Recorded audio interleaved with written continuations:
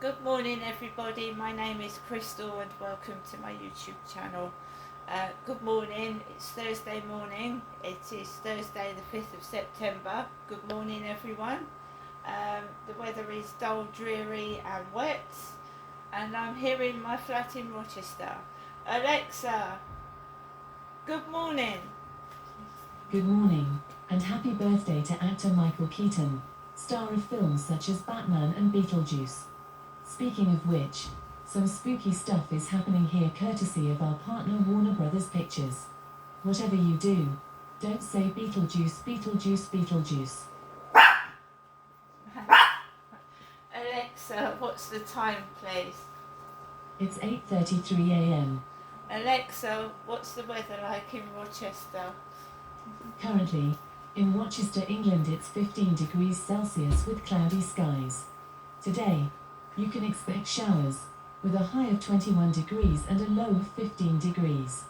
Also, there's a yellow warning for rain in effect until Thursday, 5th of September, 11:45 p.m. Alexa, can you tell me a joke? How do you annoy Lady Gaga? Poker face. Alexa, whose birthday is it today? Alexa, whose birthday is it today? Today's famous birthdays include American actor, producer, and director Michael Keaton, German film director, producer, screenwriter, actor and opera director Werner Herzog, French mixed martial artist Francis Ngannou, English Association football player Bukayo Saka, and American actress, director and activist Rose McGowan. So, good morning, everybody. This weather it's dark in the mornings and it gets dark early at night, and it can make people that suffer with depression feel worse. I felt like I didn't want to get up this morning. I've made myself get up. I've opened some windows, because sometimes breathing in air, get some oxygen into your body, makes you feel better as well. I'm just making myself a cup of coffee. So last night I came home from walking Max. I was feeling a bit down. It would have been my dad's birthday today. He died 3 years ago. I've just got my mum living down here, and my mum is a person that if you want to feel happy, she's not a person that's going to make you feel happy. So I'm just, until I feel a bit better, I'm just keeping away from that as well. The last thing I need is to get shouted at and feel worse than I do already. So we won't be going up to my mum's today. The weather is bad. It looks like we're going to have more rain as well. But it's warm, it's muggy. In my flat it's 24.5 degrees. So it doesn't reflect what the weather looks like. And there's nothing worse than feeling really, really hot and muggy, and the weather is raining, but it's warm.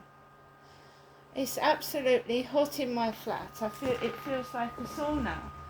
Maybe because I'm going through the menopause as well, but I feel really hot.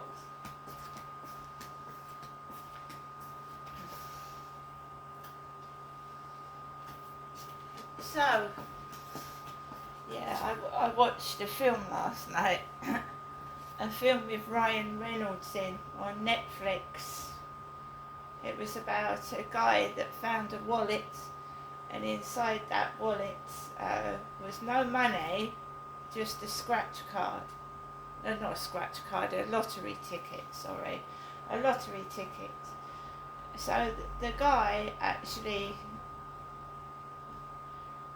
he actually phones a number to say that he's found a wallet, but he looks inside the wallet, finds the lottery ticket, and then he rings up to see if it's a winning number. And the this is America as well, it's an American film. So basically, the lottery ticket is a winning ticket. It's for a win of $6 million. So the owner rings the number, comes round to the flat to collect the wallet, but the person who found it has taken the winning lottery ticket out of the wallet. It's a really, really good story, and the right thing happens at the end. The lottery ticket goes back to the owner. So it's a long drawn out story, but it's a good ending. It ends the way it should. So I watched that Netflix film, and then I just went to bed afterwards. So like I said, when you live by yourself, especially in the dark, dreary nights, you've got to make sure you're okay. You're okay.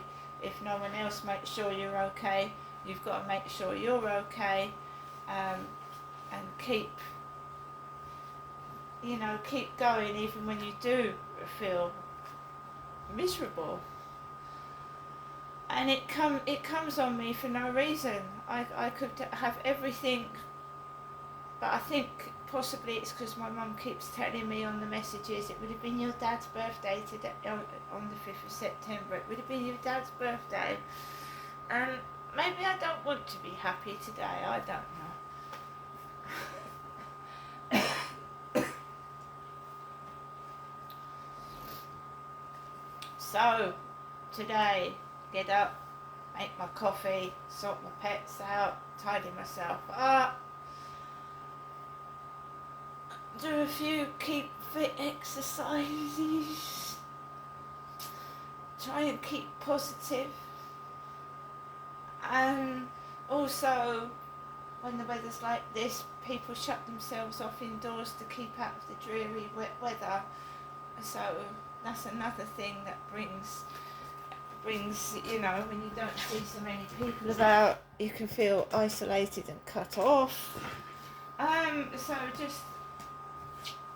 I'm going to keep active when I feel miserable, trying to cheer myself up, and just keep myself in touch with the world. Alexa, LBC Radio. LBC London from Global Player. We're saying, look, these prisons are a breeding ground for an Air Force virus, yeah? And before people think that that was an unorthodox position, in the state of California, which is a similar sized population to England and Wales, they released about 13,000. France released about 11,000. And that would have been to prioritise prisoner health over public safety. So we declined to do that. Actually, only about 200 people released. So that's point one, so that's part of the issue. But the second issue, we didn't get rid of jury trials. I happen to think the jury trials are the lamp of our liberty, but they're incredibly important. But just think of this. The number of people in pre-trial detention, the so-called remand population, has gone from around 9,000 to 16,000. Wow. That is the principal issue. So although loads of people are going, oh, well, you're sentencing people for longer, you haven't got enough prison places, etc. That is an issue. It's a second-order issue. The first-order issue is get through the backlog. So we built a whole load of prisons. So we've got these brand new spanking prisons, Fossway, Five Wells, we've got a new one coming on, Millsite next year. Had a huge prison building programme funded by Rishi, incidentally. It's not about that, it's get through the remand population. The final thing I want to say is when we're going to hear in October these huge cuts that apparently this government is going to provide, for goodness sake, Gia, do not cut the Ministry of Justice, because it would be self-defeating and a total disaster. Is it right that some prisoners can be freed after doing 40% of their term, or now we read possibly 20% of their term, Mr. Chalk? Well, I think 20% would be a complete affront to the rule of law, and I think it would make a mockery, make a mockery of justice. I was always very frank. I think, in some ways, some people said too frank, that we would have to create capacity in the system. You've got to have capacity for a temporary period of time. That's not my beef. My beef is doing it in a way which is honest and straightforward. So, for example, it is not right to say that all domestic violence offenders are being excluded from this, as the government saying. It's not true. So what they're saying about that is not true. So you've got to be frank with the British people.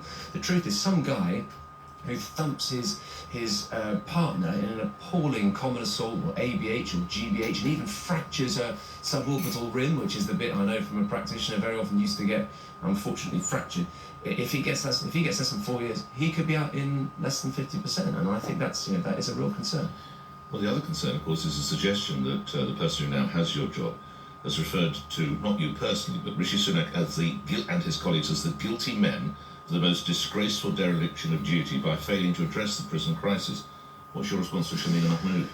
Well, I want anyone in this role to do well. I want Shabana to do well. I mean, that might sound counterintuitive, but I'm a patriot fundamentally, and I want our country to be well governed. So Shabana, she wanted ECS, so she wanted this SDS measure to be brought in quicker. I have some. Just explain what SDS is. Right. So that's standard determinant sentence. So if someone is, as we discussed, grips the rail at the Central Criminal Court, which says, "Stand up, please, Nick Ferrari. I'm sentencing you to 5 years. We'll say, keep it simple, 4 years imprisonment." Right, you will not serve the entirety of that in custody. You will be released at the halfway mark. That does not bring your sentence to an end. You will serve the balance on license. So it's about that 50% release point that will come from 50% to 40%. Now, it is right that space had to be created in the estate. That is absolutely correct. But what is not correct is to claim that this is down to not building enough prison places. There's nothing to do with that.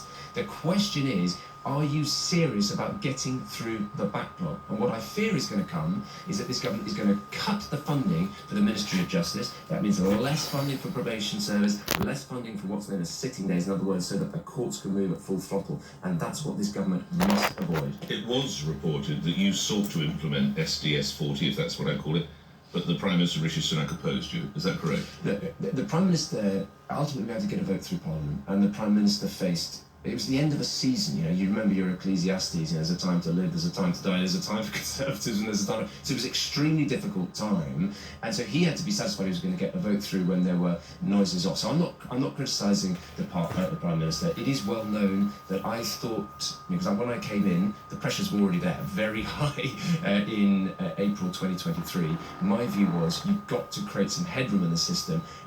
Partly is a matter of humanity. It's not right, actually, for guys to be locked up for 23 hours a day, because some of them haven't been convicted, some of them are on remand, innocent or proven guilty. I think even if you're robust on crime, as I am, I want society to be protected. It's not good for them, it's not good for society. That's point one.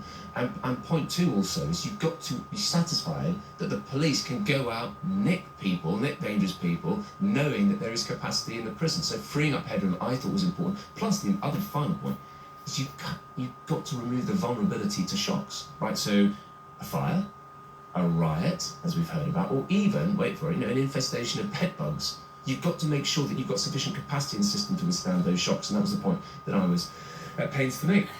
With the benefit of hindsight, if we look at some key economic indicators, it would appear, despite what the Labour government was saying, that actually the economy is doing quite well. In fact, it's one of the most robust in the G7. Should the Prime Minister have gone long, waited for the general election? Was it a mistake? Former Prime Minister.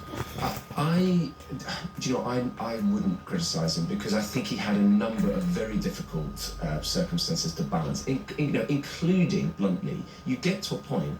I called it, when I was speaking to Boris Johnson about it, I called it the cure for cancer point. And he goes, what's the cure for cancer point? So the cure for cancer point is that if you as a government have been in for a while and you come up and say, because of policies we've taken, because of money we've allocated, because of the ingenuity of British scientists, I'm pleased to be able to announce we have found a cure for cancer. At which point people turn around, instead of going, yay, brilliant, how wonderful, they turn around and say, what have you got against people with multiple sclerosis? Or, why didn't you do this before? And so I think there was a cynicism which had taken hold, which meant that he was in a very tricky situation. So I didn't criticise him, but